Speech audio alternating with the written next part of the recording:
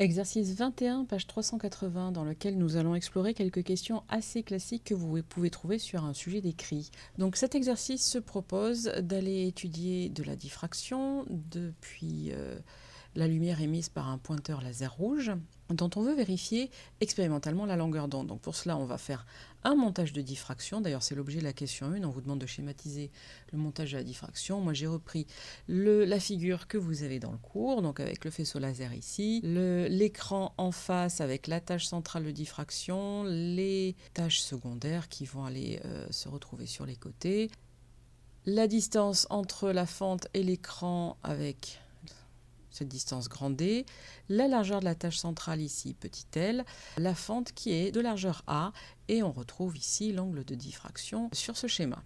On vous demande ensuite, en utilisant ce schéma, d'exprimer la longueur d'onde en fonction de la distance grand D, du rayon petit r et de la largeur L de la tâche centrale. Donc ça, c'est la question assez classique où on va apposer ce que l'on sait du cours à ce que l'on peut démontrer en utilisant la géométrie. Vous avez une indication qui vous met sur la voie ici. Ça, ce sera présent aussi sur un sujet d'écrit si on veut vous guider vers cette démonstration. L'angle θ étant petit et en radian, on a tangente θ qui est à peu près égale à θ.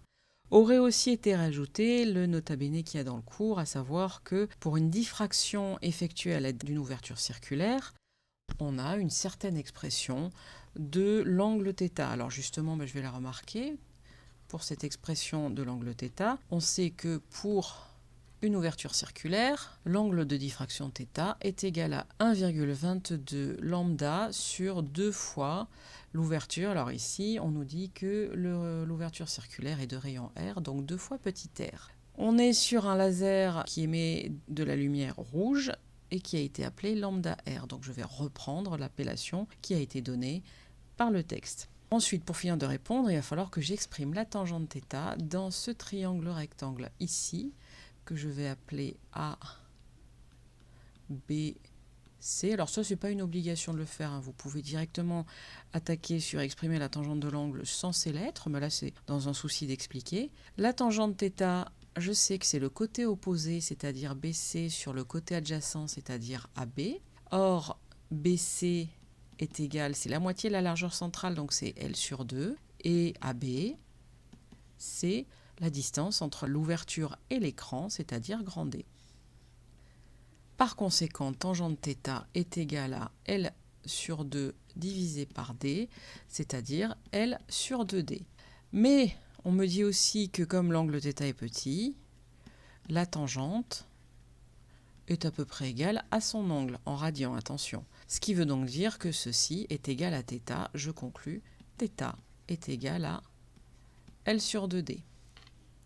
Je vais maintenant égaler cette expression de θ qui est là avec cette expression de θ qui est là, parce que j'ai exprimé 2 fois la même chose, mais avec des expressions différentes. Donc je vais pouvoir dire que ceci est égal à ceci. Par conséquent, je vais donc écrire que 1,22 lambda r sur 2r est égal à L sur 2D.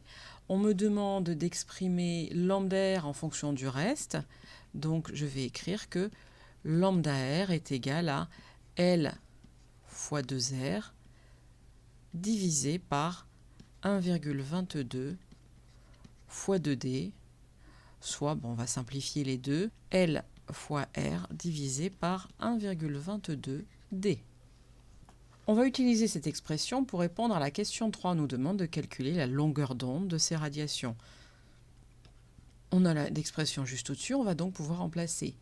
Attention aux unités. Dans ce cas de figure, vous avez un rayon en millimètres, vous avez une distance en mètres, et il va nous falloir trouver le petit l, qui est la largeur de la tâche centrale. Pour cela, il va falloir que l'on utilise le schéma qui nous est fourni. En effet, la largeur de la tâche centrale, c'est tout ceci. Donc là, il faut prendre sa règle et aller mesurer l'échelle qui est là et s'en servir pour trouver que vaut L. Donc, je vais me marquer dans un coin mon échelle, sur la feuille et en réalité. Alors, je commence par mesurer ici, c'est 1 cm qui, sur la feuille, je mesure 0,8 cm et je sais qu'en réalité, ça fait 1 cm. Je mesure maintenant la largeur de la tâche centrale ici.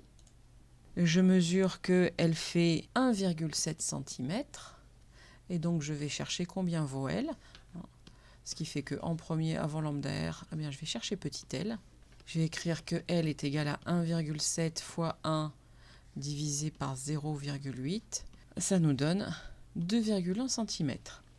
Maintenant, j'ai tout, je vais pouvoir calculer lambda R, mais attention, donc comme je disais, attention aux unités. L'idéal ici, c'est vraiment de tout convertir en mètres pour être sûr de trouver une longueur d'onde en mètres. Alors, petit l, on a dit que c'est 2,1 cm, centi, c'est 10 puissance moins 2. Petit r, c'est 0,20 mm, donc 0,20 fois 10 puissance moins 3, divisé par la distance grand D fois 1,22. Grand D, c'est 5 mètres. Et on trouve lambda R égale, avec deux chiffres significatifs seulement étant donné nos données, 6,9 fois 10 puissance moins 7 mètres. On est bien dans l'ordre de grandeur de la longueur d'onde du rouge, autour de 690 nanomètres.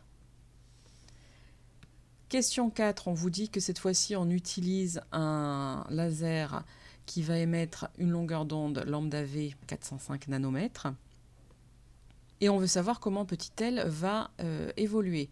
Alors, je vais repartir de l'expression qu'on avait, c'est-à-dire lambda, alors ici, j'indique plus d'indice parce que ce n'est pas utile, est égal à L fois R sur 1,22 fois D. Et je vais exprimer petit l en fonction du reste, parce que c'est petit l qui m'intéresse. Ça nous fait 1,22 fois D fois lambda, divisé par petit r. Et là, ce qui m'intéresse, c'est comment L évolue si je fais varier lambda. Donc tout ça, finalement, c'est une constante que je vais appeler K. Donc L est égal à K fois lambda. Là, je reconnais une situation de proportionnalité. Si lambda augmente, alors ça veut dire que L augmente. Si lambda diminue, ça veut dire que petit l va diminuer. Ici, en l'occurrence, je passe de environ 690 nanomètres à 405. Ça veut dire que j'ai diminué ma longueur d'onde, donc petit l va diminuer.